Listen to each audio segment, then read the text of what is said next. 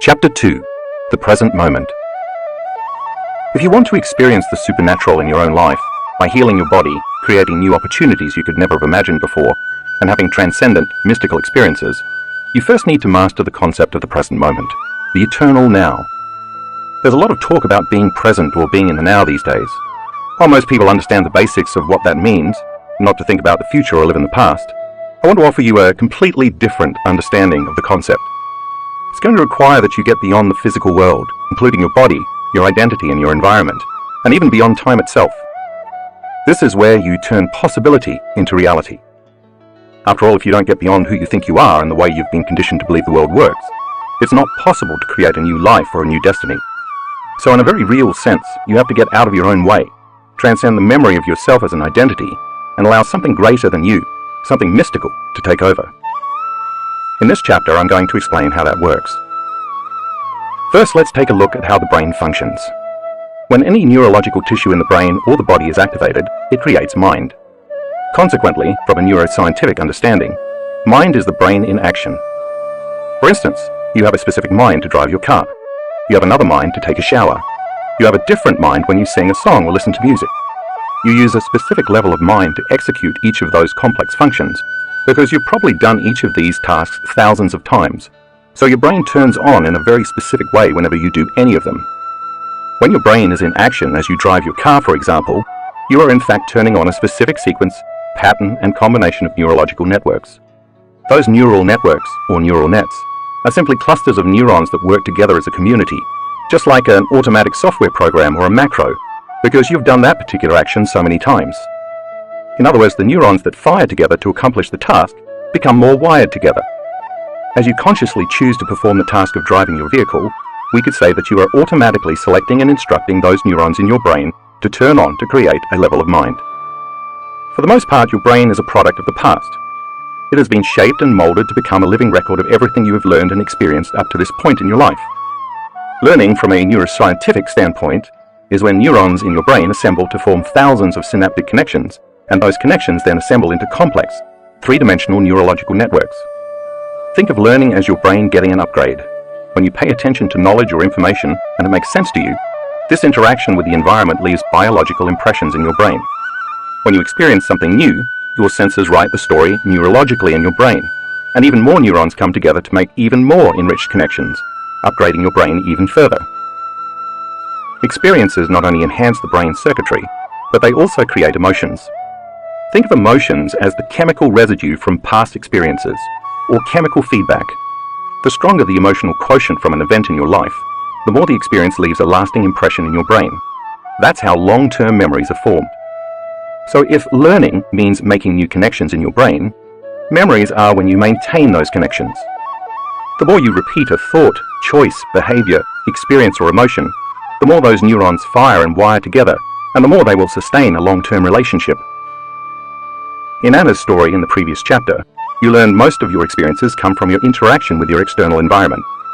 Since your senses plug you into the external environment and neurologically record the narrative in your brain, when you experience a highly charged emotional event, bad or good, that moment becomes embossed neurologically in your brain as a memory. Therefore, when an experience changes how you normally feel chemically and heightens your attention to what caused it, you will associate a specific person or thing with where your body is at a particular time and place. That's how you create memories, by interacting with the outer world. It's safe to say that the only place the past actually exists is in your brain and in your body. How your past becomes your future. Let's take a closer look at what happens biochemically inside your body when you think a thought or feel an emotion. When you think a thought or have a memory, a biochemical reaction begins in your brain, causing the brain to release certain chemical signals. That's how immaterial thoughts literally become matter. They become chemical messengers. These chemical signals make your body feel exactly the way you were just thinking. Once you notice you are feeling a particular way, then you generate more thoughts equal to how you're feeling, and then you release more chemicals from your brain to make you feel the way you've been thinking. For example, if you have a fearful thought, you start to feel fear. The moment you feel fear, that emotion influences you to think more fearful thoughts, and those thoughts trigger the release of even more chemicals in the brain and body to make you continue to feel more fear. The next thing you know, you get caught in a loop where your thinking creates feeling, and your feeling creates thinking. If thoughts are the vocabulary of the brain, and feelings are the vocabulary of the body, and the cycle of how you think and feel becomes your state of being, then your entire state of being is in the past. When you fire and wire the same circuits in your brain over and over again because you keep thinking the same thoughts, you are hardwiring your brain into the same patterns. As a result, your brain becomes an artifact of your past thinking, and in time it becomes easier to automatically think in the same ways. At the same time, as you repeatedly feel the same emotions over and over again, since as I just said, emotions are the vocabulary of the body and the chemical residue of past experiences, you are conditioning your body into the past. So now let's look at what that means for you on a day-to-day basis. Given what you just learned about feelings and emotions being the chemical end products of past events, the moment you wake up in the morning and search for the familiar feeling called you are starting your day in the past. So when you start to think about your problems, those problems, which are connected to the memories of past experiences of different people or things at certain times and places, create familiar feelings such as unhappiness, futility, sadness, pain, grief, anxiety, worry, frustration, unworthiness, or guilt. If those emotions are driving your thoughts and you cannot think greater than how you feel, then you are also thinking in the past. And if those familiar emotions influence the choices you are going to make that day, the behaviors you're going to exhibit, or the experiences you are going to create for yourself, then you're going to appear predictable, and your life is going to stay the same. Now let's say after you wake up, you turn off your alarm, and as you lie there in bed, you check your Facebook, your Instagram, your WhatsApp, your Twitter, your texts, your emails, and then the news. Now you are really remembering who you are as you reaffirm your personality and connect to your past, present, personal reality. Then you go to the bathroom, you use the toilet, brush your teeth, take a shower, get dressed, and then head for the kitchen. You drink some coffee and eat breakfast. Maybe you watch the news or check your email again. It's the same routine you follow every day. Then you drive to work using the same old route, and when you get there you interact with the same co-workers you saw the day before.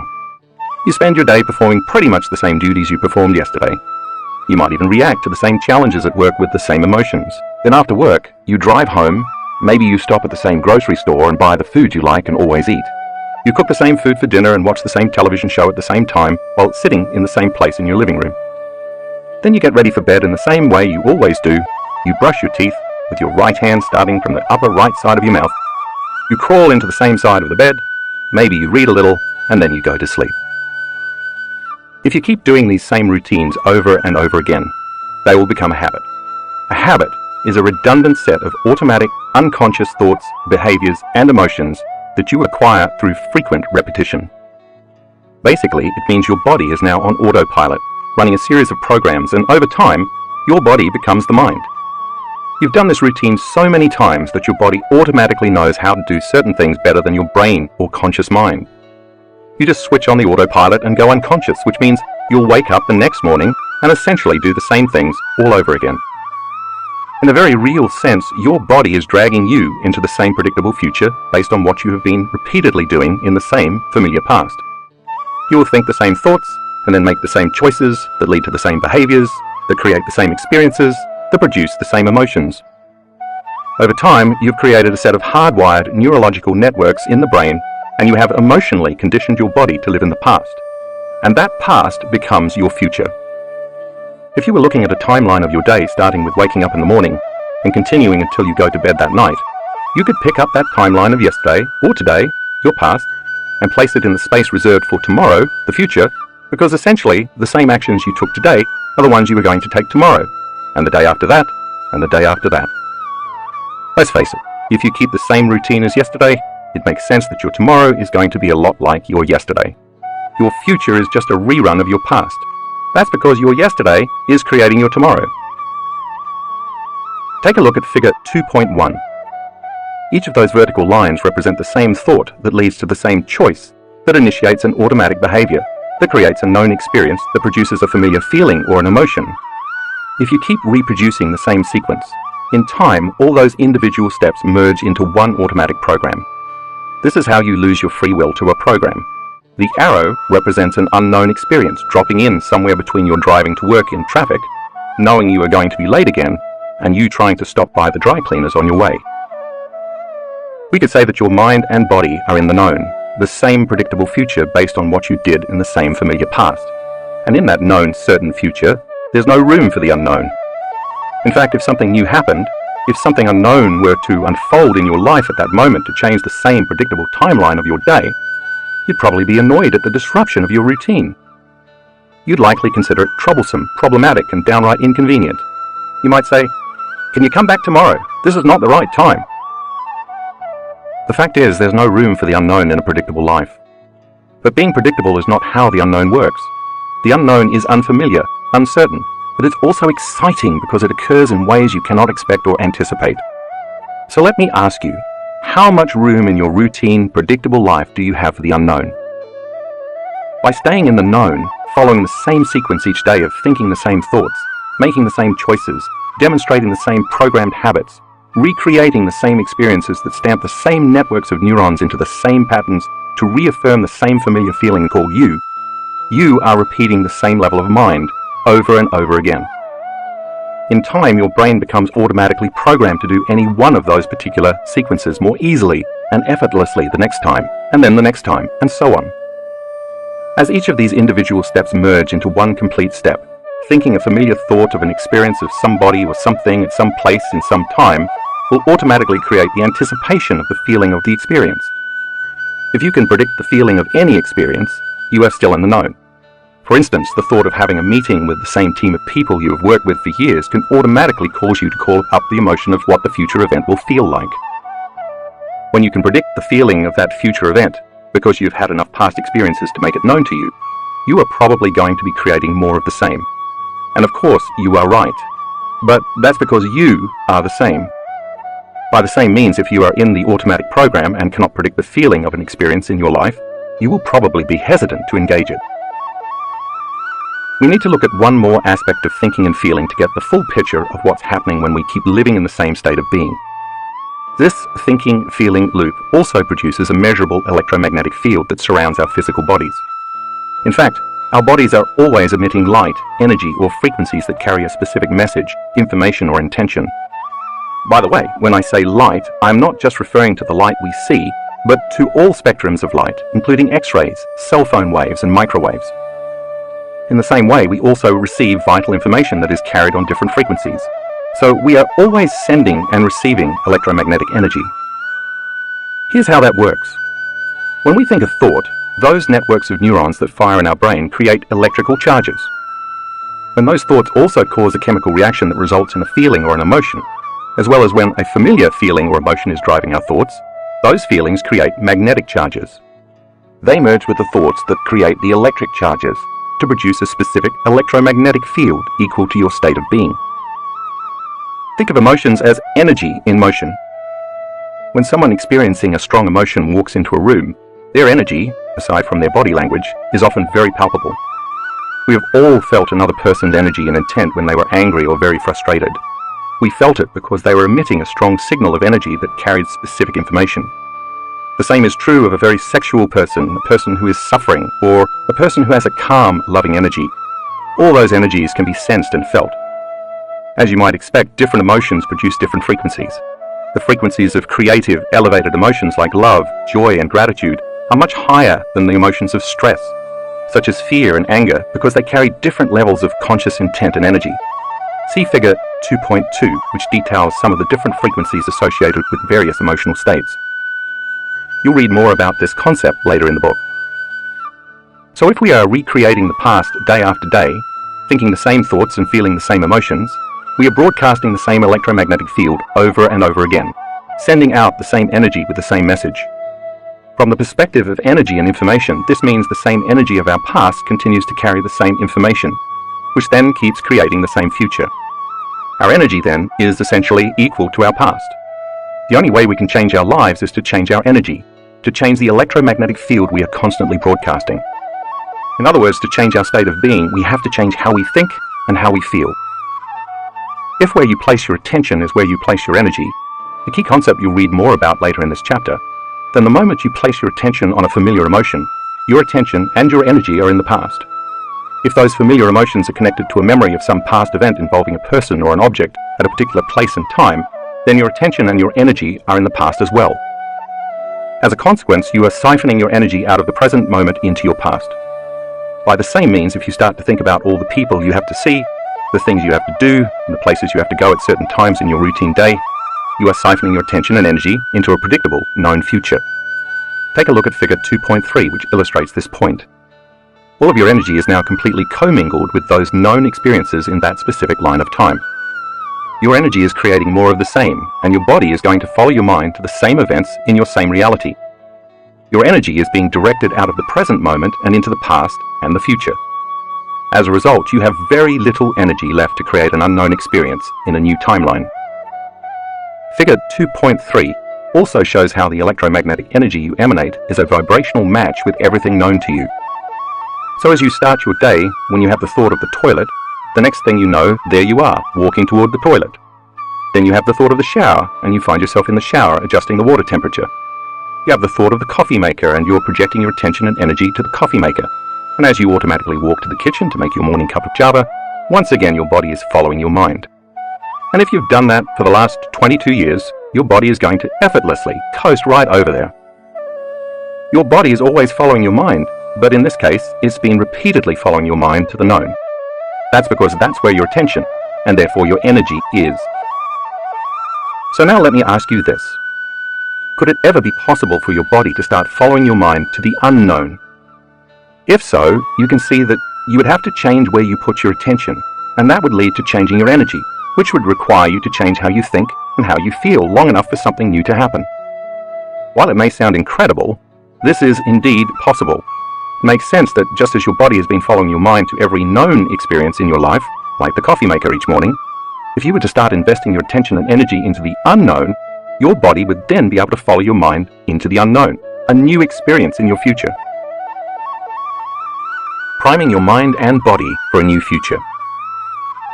If you are familiar with my work, you know that I'm in love with the concept of mental rehearsal.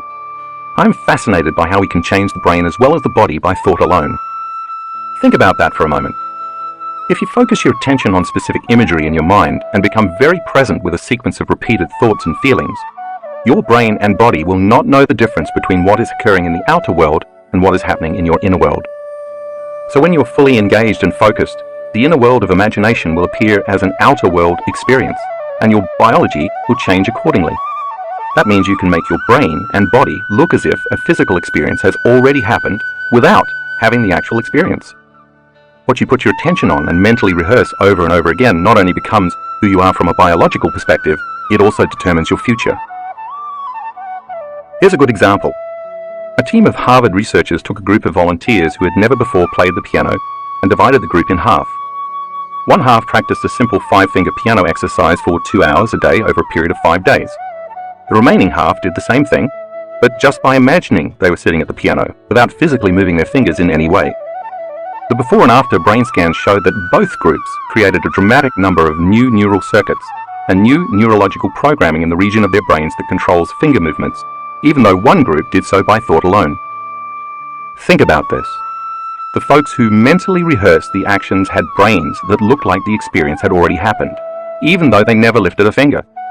If you were to put them in front of a piano after 5 days of mental rehearsal, many of them would be able to play the exercise they imagined pretty well, even though they had never before tickled the ivories. By mentally imagining the activity every day, they installed the neurological hardware in preparation for the experience. They repeatedly fired and wired those brain circuits with their attention and intention, and over time the hardware became an automatic software program in their brains, and it became easier to do the next time. So if they were to start to play after 5 days of mental practice, their behaviors would become easily aligned with their conscious intentions because they primed their brains for the experience ahead of time. That's how powerful the mind can be once trained. Similar studies show the same kinds of results with muscle training.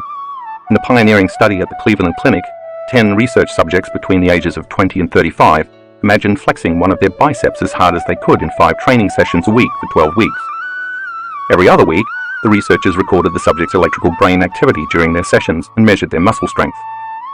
By the end of the study, the subjects had increased their bicep strength by 13.5%, even though they hadn't actually been using their muscles at all. They maintained this gain for 3 months after the training session stopped. More recently, a research team made up of scientists from the University of Texas at San Antonio, the Cleveland Clinic, and the Kessler Foundation Research Center in West Orange, New Jersey, asked subjects to visualize contracting their elbow flexor muscles.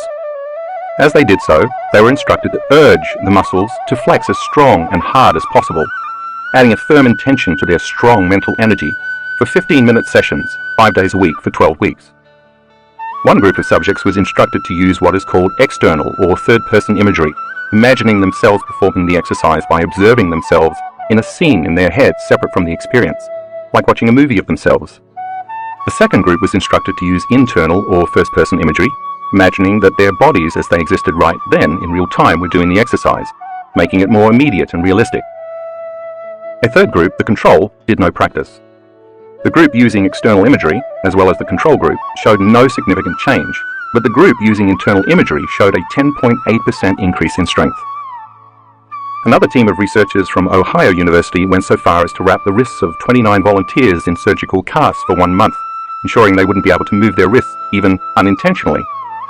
Half the group practiced mental imagery exercises for 11 minutes a day, 5 days a week, imagining they were flexing their immobilized wrist muscles while actually remaining completely still. The other half, the control group, did nothing. At the end of the month, when all the casts came off, the muscles of the imagery group were twice as strong as those of the control group. Each of these 3 muscle studies show how mental rehearsal not only changes the brain, but can also change the body by thought alone.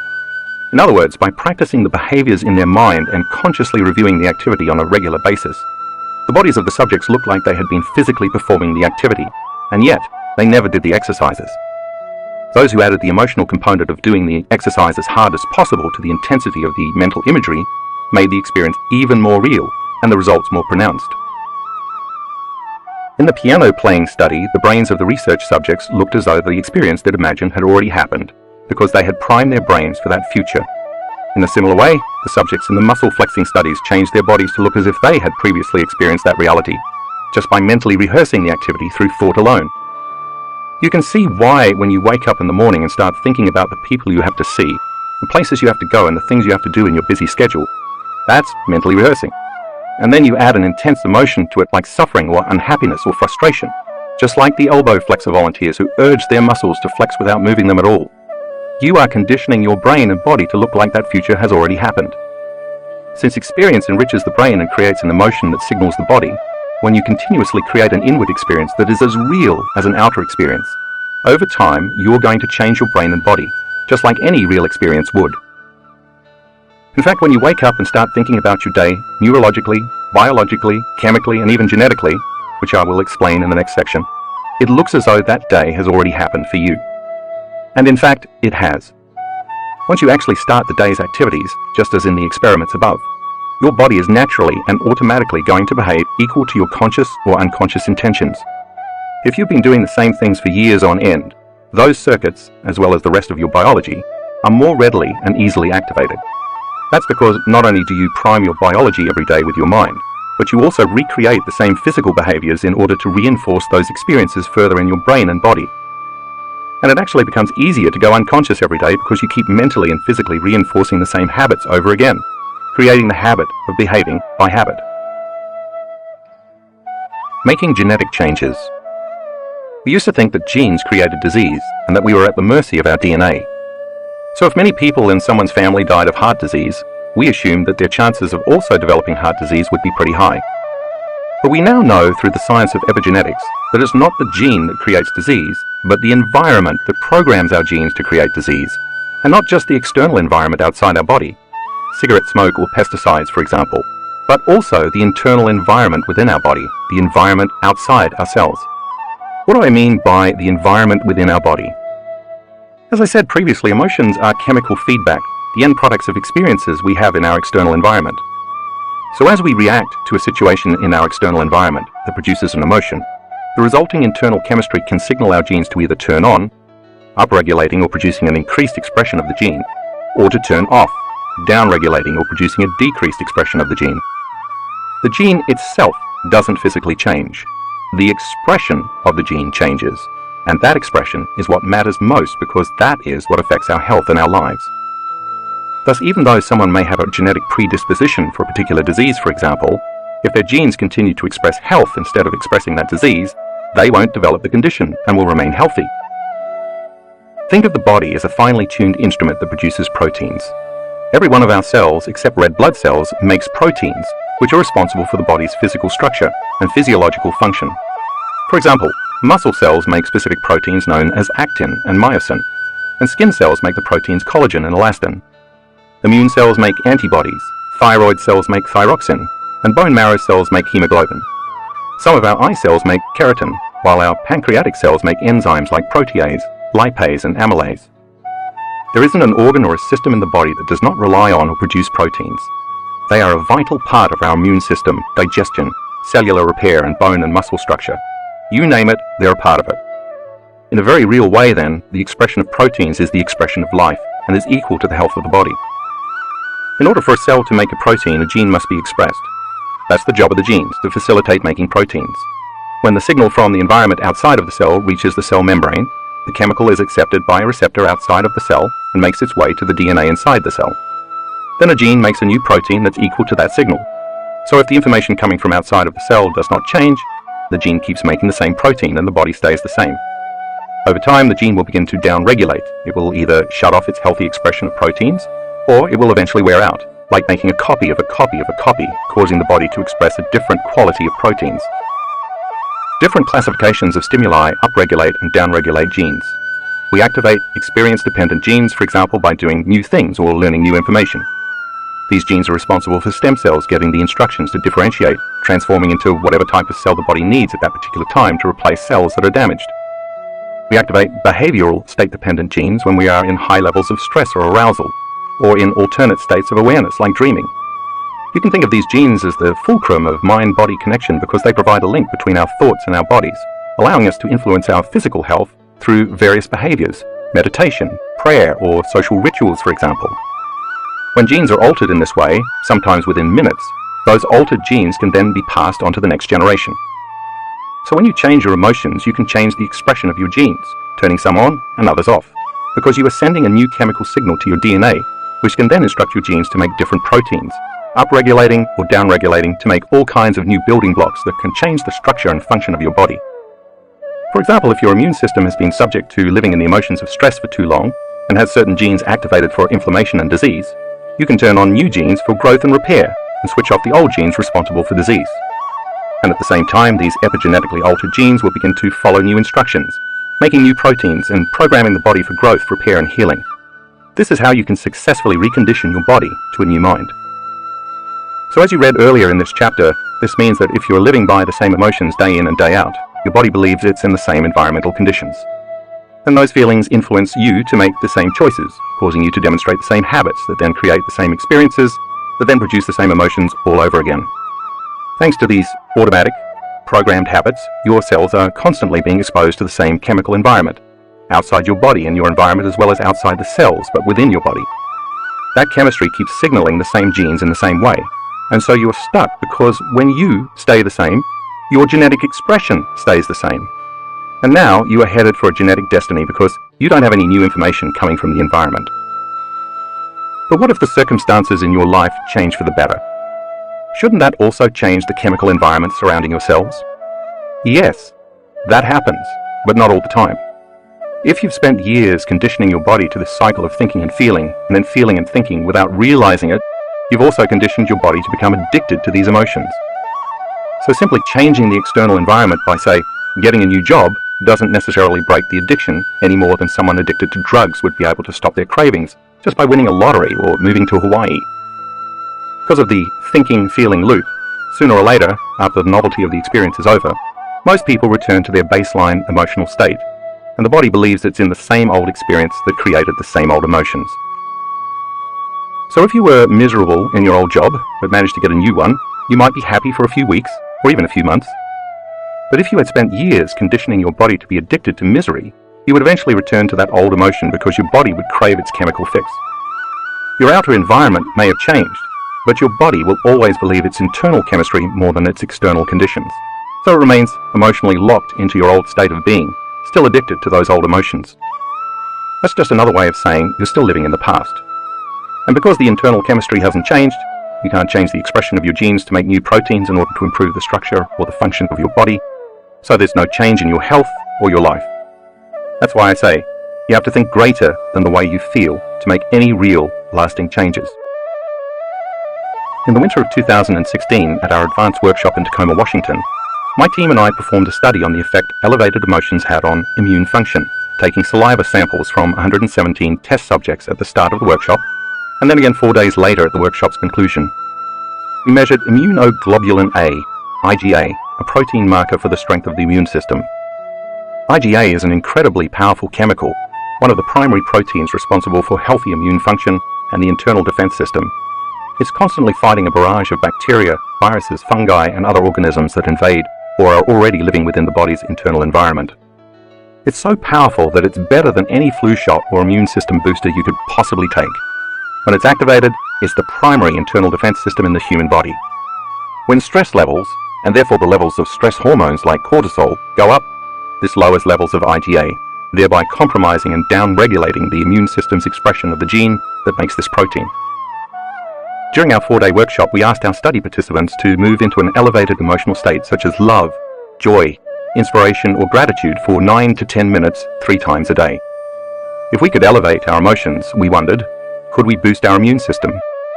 In other words, could our students upregulate the genes for IgA simply by changing their emotional states? The results amazed us. Average IgA levels shot up by 49.5%. The normal range for IgA is from 37 to 87 milligrams per deciliter mg/dl, but some people measured more than 100 mg/dl at the end of the workshop. Our test subjects showed significant, measurable epigenetic changes without having any significant experiences in their external environment.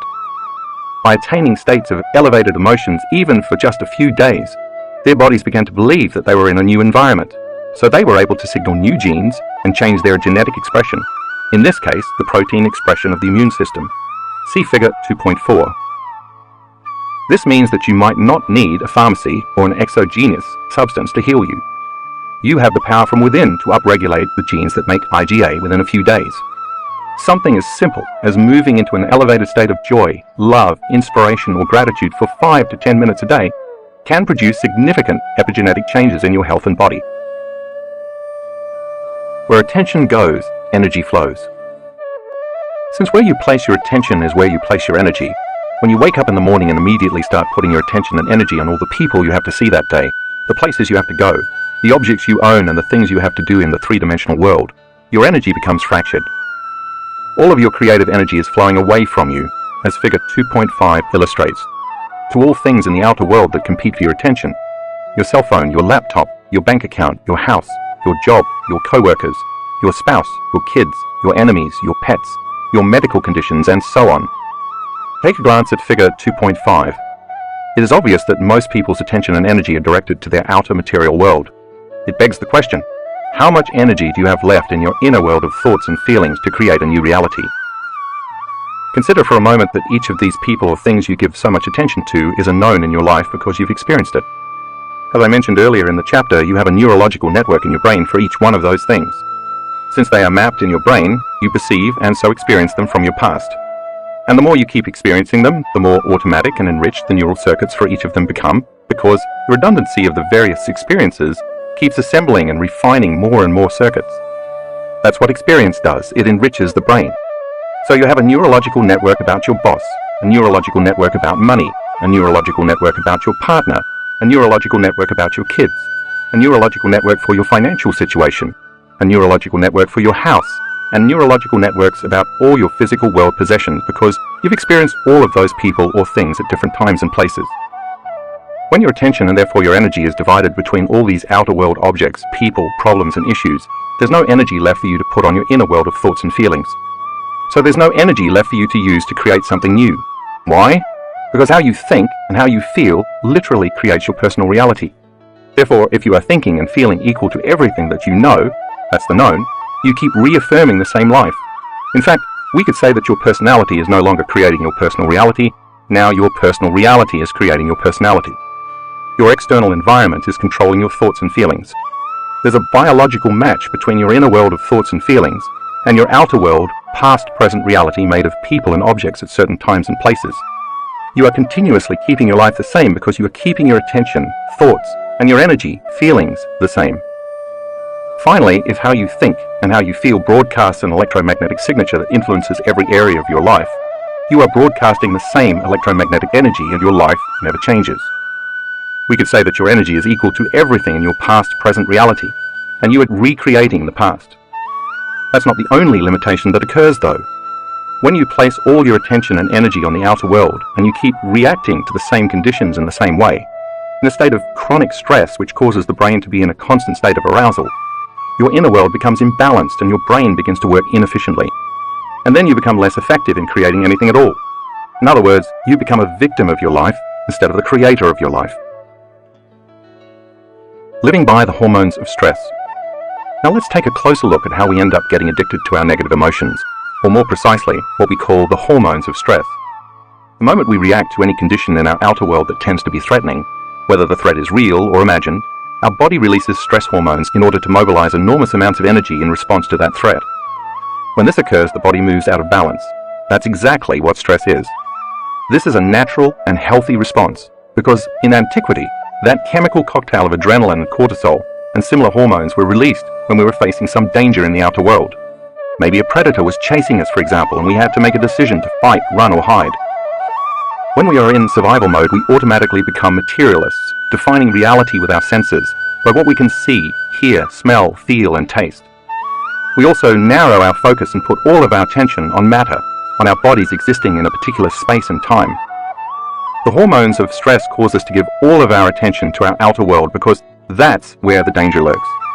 Back in the days of early humans, of course, this response was a good thing. It was adaptive. It kept us alive. And once we had focused our attention on the cause, and then the danger had passed, the levels of all those stress hormones went back into balance. But in modern times, that's no longer the case. After just one phone call or email from our boss or a family member that elicits a strong emotional reaction such as anger, frustration, fear, anxiety, sadness, guilt, suffering, or shame, we turn on the primitive fight-or-flight nervous system, causing us to react as if we were being chased by a predator. The same chemistry automatically stays switched on because the external threat never seems to go away. The truth is that many of us spend the majority of our time in this state of heightened arousal. It's become chronic. It's as though the predator is not out there in the wild making an occasional toothy appearance, but is instead living in the same cave as we are, a toxic co-worker whose desk is right next to ours, for example. Such a chronic stress response is not adaptive. It's maladaptive. When we're living in survival mode and those hormones of stress like adrenaline and cortisol keep pumping through our body, we stay on high alert instead of returning to balance. As in Anna's experience in Chapter 1, when this imbalance is maintained long-term, chances are we are headed for disease, because long-term stress downregulates the healthy expression of genes. In fact, our bodies become so conditioned to this rush of chemicals that they become addicted to them. Our bodies actually crave them. In this mode, our brains become overly alert and aroused as we try to predict, control, and force outcomes in an effort to increase our chances of survival. And the more we do this, the stronger the addiction becomes, and the more we believe we are our bodies, connected to our identities and our environment, living in a linear time. That's because that's where all of our attention is. When your brain is aroused and you are living in survival mode, and you have to keep shifting your attention to your job, to the news, to your ex, to your friends, to your emails, to Facebook, and to Twitter, you're activating each of these different neurological networks very quickly. Review figure 2.5. If you keep doing this over time, the act of habitually narrowing your focus and shifting your attention compartmentalizes your brain, and it no longer works in a balanced fashion. And when that happens, you are training your brain to fire in a disordered, incoherent pattern which causes it to work very inefficiently. Like a lightning storm in the clouds, different neural networks fire out of order so your brain works out of sync. The effect is similar to a group of drummers all banging on their skins at the same time, but not together or with any rhythm. We will talk much more about the concepts of coherence and incoherence in a later chapter, but for now, it's enough to know that when your brain gets incoherent, you get incoherent. When your brain isn't working optimally, you're not working optimally. For each outer world person or thing or place you've experienced in your life that is unknown, you have an emotion connected to it because emotions, which are energy in motion, are the chemical residue of experience. And if most of the time you're living by those addictive stress hormones, you might use your boss to reaffirm your addiction to judgment. You might use your co-workers to reaffirm your addiction to competition.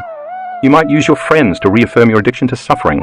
You might use your enemies to reaffirm your addiction to hatred, your parents to reaffirm your addiction to guilt, your Facebook feed to reaffirm your addiction to insecurity, the news to reaffirm your addiction to anger, your ex to reaffirm your addiction to resentment, and your relationship with money to reaffirm your addiction to lack. This means your emotions, your energy, are commingled, even bonded with every person, place, or thing you experience in your known familiar reality. And that means there's no energy available for you to create a new job, a new relationship, a new financial situation, a new life, or even a newly healed body. Let me say it another way. If how you think and how you feel determines the frequency and information you are emitting in your energy field, which has a significant effect on your life, and if all of your attention, and so all of your energy, is tied up with your outer world of people, objects, things, places, and time, there's no energy left in your inner world of thoughts and feelings. Therefore, the stronger the emotion you are addicted to, the more you will place your attention on that person, object, place, or circumstance in your outer world, giving away most of your creative energy and causing you to feel and think equal to everything you know. It becomes difficult to think or feel in any new ways when you are addicted to your outer world. And it's possible that you can become addicted to all the people and things in your life that are causing you all the problems in the first place. That's how you give your power away and mismanage your energy.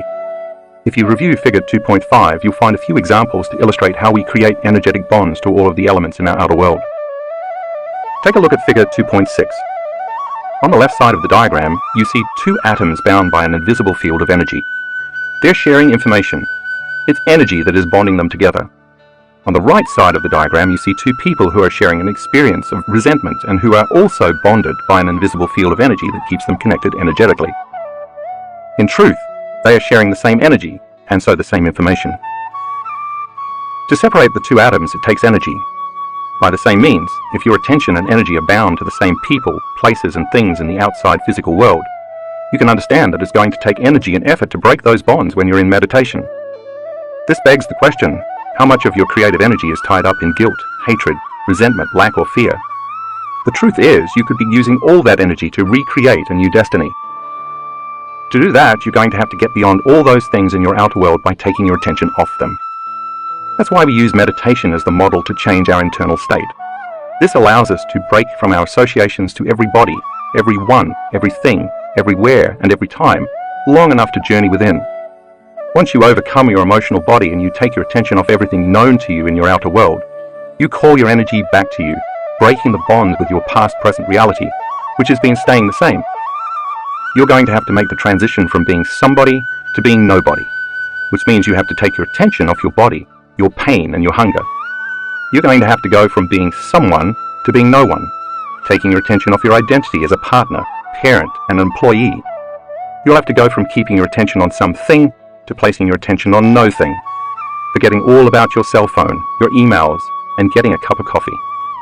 And from being somewhere to being nowhere, getting beyond any thoughts about the chair you're meditating in or where you'll be going later today. And from being in linear time to being in no time, with no distracting memories or thoughts about the future. I'm not saying that your cell phone or your laptop or your car or your bank account is bad, but when you're overly attached to those things and they've captured your attention to such a degree that you can't get beyond thinking about them because of the strong emotions you associate with them, those possessions own you, and then you can't create something new. The only way to do that is to learn to call all of that fractured energy back so you can overcome the emotions of survival that you've become addicted to and that keep all of your energy bound to your past-present reality.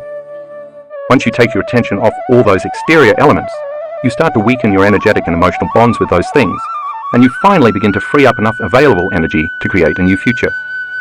That's going to require you to become aware of where you've been unconsciously placing your attention, and, like separating the two atoms, it's also going to take some energy to consciously break those bonds. People come up to me all the time in workshops and tell me their computer hard drive crashed, or someone stole their car, or they lost their job and they don't have any more money. When they tell me they have lost people or things in their life, you know what I always say to them? Great! Look how much available energy you now have to design a new destiny.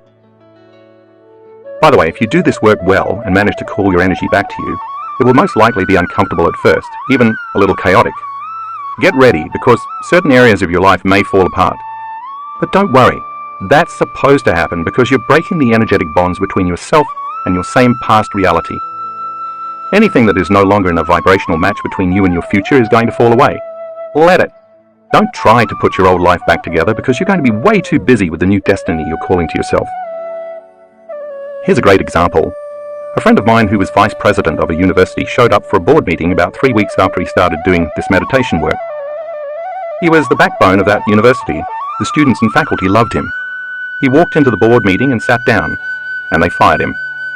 So he called me and he said, "Hey, I don't know if this meditation process is working. The board just fired me. Aren't great things supposed to happen to me when I'm doing the work?" "Listen," I told him, "don't you hold on to those emotions of survival, because then you'll be in your past. Instead, keep finding the present moment and creating from that place." Within 2 weeks, he fell in love with a woman he later married. He also soon received an offer for an even better job as vice president of a much larger and better university, which he gratefully accepted. A year later, he called me again to tell me that the college that fired him was now asking him to return as president. So, you never know what the universe has in store for you as your old reality falls away and your new one begins to unfold. The only thing I can assure you of is this: the unknown has never let me down.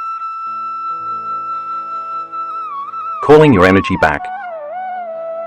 If you're going to disconnect from the outer world, you have to learn how to change your brainwaves.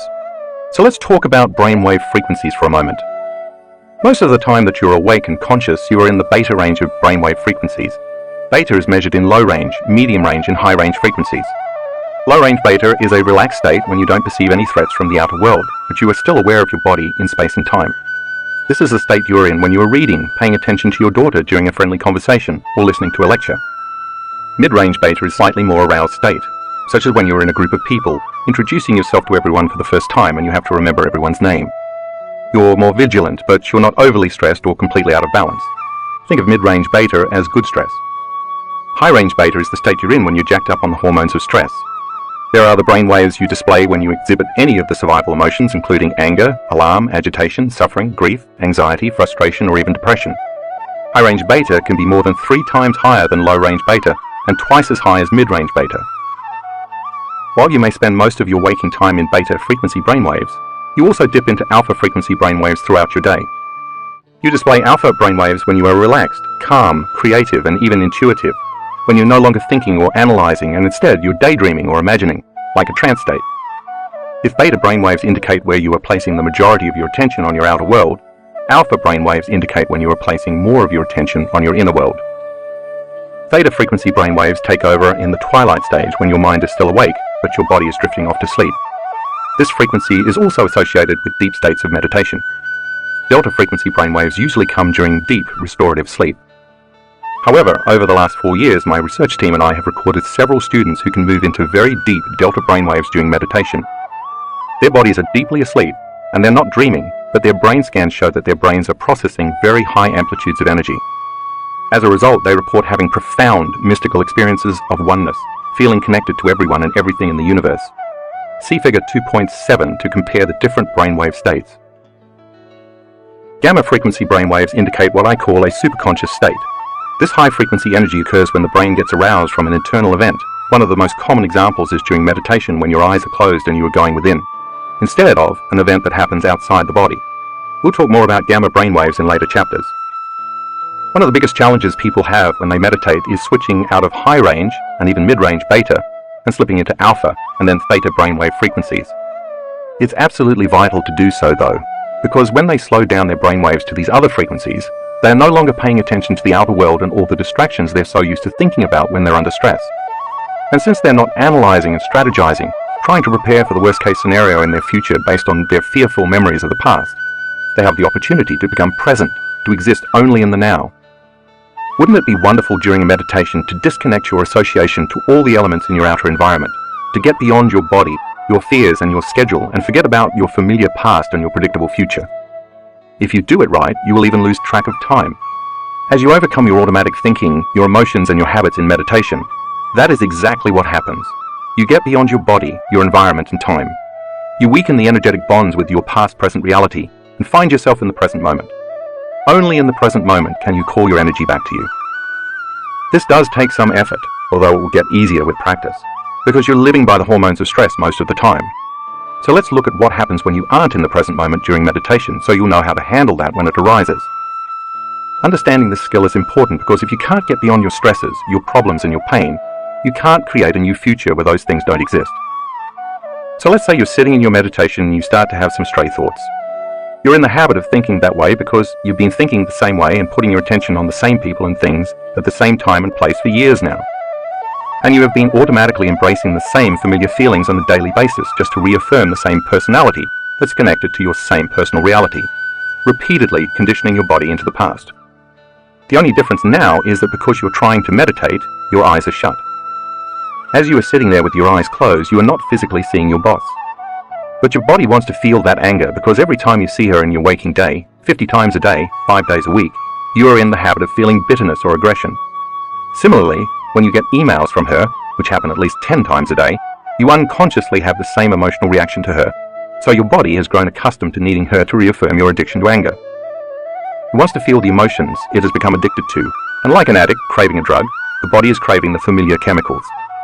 It wants to feel that familiar anger at your boss because you didn't get the promotion, or it wants to feel judgment about your coworker who always wants you to cover for him. Then you start thinking about other colleagues who annoy you and other reasons to be upset with your boss. You're sitting there trying to meditate, but your body is throwing the kitchen sink at you. That's because it wants its chemical fix or familiar emotions that you normally feel throughout the waking day with your eyes open. The instant you notice what's happening, that you are putting all of your attention on that emotion, you become aware that you're investing your energy into the past, because emotions are records of the past. So you stop and return to the present moment, and you begin to disinvest your attention and energy out of the past. And then, in a little while, you start to feel frustrated and angry and resentful again, and you realize what you are doing. You remember that your body is trying to feel those emotions in order to reaffirm its addiction to those chemicals. And you remember that those emotions drive your brain into high-range beta brainwaves. And you stop. Every time you pause, settle your body down, and return to the present moment, you are telling your body that it is no longer the mind. You are the mind. But then thoughts start drifting into your mind about the people you have to see and the places you have to go and the things you have to do later that day. You wonder if your boss has answered that email yet, and you remember that you haven't returned your sister's phone call either. And today is trash day, so you remind yourself you need to put out the trash. And all of a sudden you become aware that by anticipating those future scenarios, you are investing your attention and your energy into the same known reality. So you stop, return to the present moment, and once more disinvest your energy out of that predictable, known future and make room for the unknown in your life. Take a look at figure 2.8. It shows that once you find yourself in that sweet spot of the generous present moment, your energy, represented by the arrows, no longer goes away from you to the past and future the way it did back in figure 2.3. Now you are divesting your energy from that familiar past and predictable future. You are no longer firing and wiring the same circuits in the same way, and you are no longer regulating and signaling the same genes in the same way by feeling the same emotions. If you keep doing this process, you are continuously calling all that energy back to you by breaking the energetic bonds that keep you connected to your past-present reality. This happens because you are taking your attention and your energy off your outer world and placing it instead on your inner world, and you're building your own electromagnetic field surrounding your body. Now you have available energy that you can use to create something new. Not surprisingly, your attention eventually begins to wander again. As you continue to sit in meditation, your body becomes more annoyed and impatient because it wants to do something. After all, you've programmed it every day to get up and follow the same routine. It wants to quit meditating, open its eyes and see someone. It wants to hear something on TV or talk to someone on the phone. It prefers to taste breakfast instead of sitting there doing nothing. It would like to smell coffee brewing, like it does every morning, and it would love to feel something like a hot shower before it starts the day. The body wants to experience physical reality with its senses in order to embrace an emotion, but your goal is to create a reality from a world beyond your senses that's defined not by your body as the mind, but by you as the mind. So as you become aware of the program, you keep settling your body down into the present moment.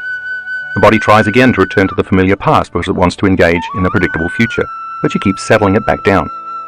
Each time you overcome those automatic habits, your will becomes greater than your program.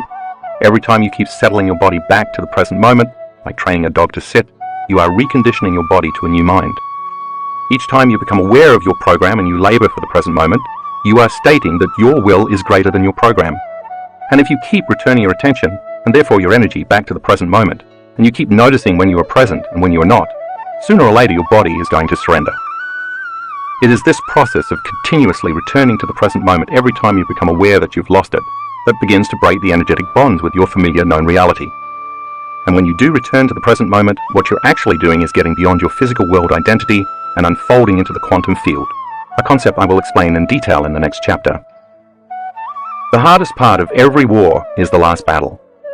That means that when your body, as the mind, is raging, causing you to think that you cannot go any further, wanting you to stop and return to the world of the senses, you keep persevering. You truly step into the unknown, and sooner or later you will begin to break the emotional addiction within you. When you get beyond your guilt, your suffering, your fear, your frustration, your resentment, or your unworthiness, you are freeing your body from the chains of those habits and emotions that keep you anchored in the past. And as a result, you are liberating energy that is now coming back to you. As the body releases all of this stored emotional energy, it is no longer becoming the mind. You discover that right on the other side of your fear is courage. Right on the other side of your lack is wholeness. And just beyond your doubt is knowing. When you step into the unknown and surrender your anger or hatred, you discover love and compassion. It's the same energy. It has just been stored in the body, and now it's available for you to use to design a new destiny. So when you learn to overcome yourself, or the memory of yourself in your life, you break the bonds you have with everything, every person, every place, and every time that's keeping you connected to your past-present reality. And when you finally overcome your anger or your frustration, and you liberate energy that was trapped in the past, you call that energy back to you. As you liberate all of that creative energy that has been tied up in those survival emotions, within you and all around you, you are building your own personal energy field around your body. In our advanced workshops, we've actually measured this effect on calling the energy back. We have experts who use very sensitive equipment called a gas discharge visualization, GDV, machine, with a specially designed sensor called a Sputnik antenna, developed by Konstantin Korotkov, PhD.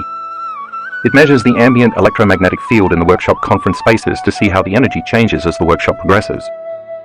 On the first full day of some of our advanced workshops, we sometimes see the energy in the room drop. That happens because once we start meditating, and those students have to overcome themselves by breaking the energetic bonds with everyone and everything in their known reality, they are calling energy back to themselves. They're drawing energy from the greater field, and the field in the room can diminish as the participants begin to build their individual field of energy around their own bodies. And now they have available energy to use to design a new destiny.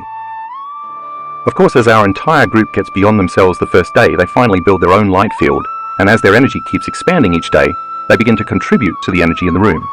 As a result, we finally witness the energy of the room rise. To see what this sometimes looks like, find graphics 1A and 1B in the color insert. One way to increase your chances of a successful meditation is to give yourself enough time so you don't get distracted by trying to rush through the experience. When I meditate, for example, I allow for 2 hours. I don't have to take 2 hours every time, but I know myself well enough by now to realize that if I have only 1 hour, I'm going to tell myself there's not enough time. If I have 2 hours, on the other hand, I can relax knowing I have plenty of time to find the present moment. Some days I find the sweet spot of the present moment pretty quickly, while on other days I have to work for an hour at bringing my brain and body back into the present. I'm a very busy person. Some days when I have just arrived home for 3 days between workshops or events, I wake up in the morning and immediately think of the 3 meetings I have planned that day with different staff members, mentally rehearsing what I have to talk about. Then I think about the emails I have to get done before I go to those meetings. Then I think about the flight I have to catch that afternoon. Then I make a mental note about the phone calls I have to make on the drive to the airport. You get the idea. As that happens and I'm thinking about the same people I have to see, the same places I have to go, the same things I have to do, all at the same time in my known familiar reality, I realize that I am priming my brain and body to look like that future has already happened. I become conscious that my attention is in the known future, and I stop anticipating the known and turn back to the present moment. As I do that, I'm beginning to unfire and unwire those neural connections. Then I might get a little emotional and become impatient and a little frustrated thinking about something that happened yesterday. And since emotions are a record of the past and where I place my attention is where I place my energy, I become aware that I'm investing my energy in the past. Then the hormones of stress may get my brain aroused and my body gets a bit fired up into high-range beta brainwaves, and I have to settle it back down into the present moment again. And as I do that, I'm no longer firing and wiring the same circuits in my brain, and I'm disinvesting my energy out of the past. And if I'm aware of the same thoughts that are connected to those same familiar feelings, when I stop myself from feeling the same way, I'm no longer conditioning my body into the past, and I'm no longer signaling the same genes in the same ways. And if the emotions are the end products of experiences in the environment, and if it's the environment that signals the gene, then when I stop feeling those same emotions, I'm no longer selecting and instructing the same genes in the same ways. That not only affects the health of my body, but also no longer primes my body to be in the same future based on living in the past. So as I inhibit those familiar feelings, I'm changing the genetic program of my body. And since the hormones of long-term stress downregulate the expression of healthy genes and create disease, every time I am able to stop when I catch myself feeling any of those emotions that are related to stress, I am no longer conditioning my body to stay addicted to the emotions of stress. If I do it properly, overcoming my familiar thoughts and emotions of my known past and future, then energetically, neurologically, biologically, chemically, hormonally, and genetically, that predictable future, as well as the familiar past I used to affirm it, no longer exists. If I am no longer firing and no longer wiring those same old neural networks, by no longer thinking about those memories of the people or things at certain times and places, and I keep returning to the present moment, I am calling energy back to me. Take a look at figure 2.9 and you can see how the familiar past and the predictable future no longer exist. Now I'm in the sweet spot of the generous present moment, and I have available energy to create. I've built my own energy field surrounding my body. Every time I've labored, sometimes for hours, to get beyond myself and find that place called the eternal now, and I truly break through, I've always thought the same thing. That was so worth it.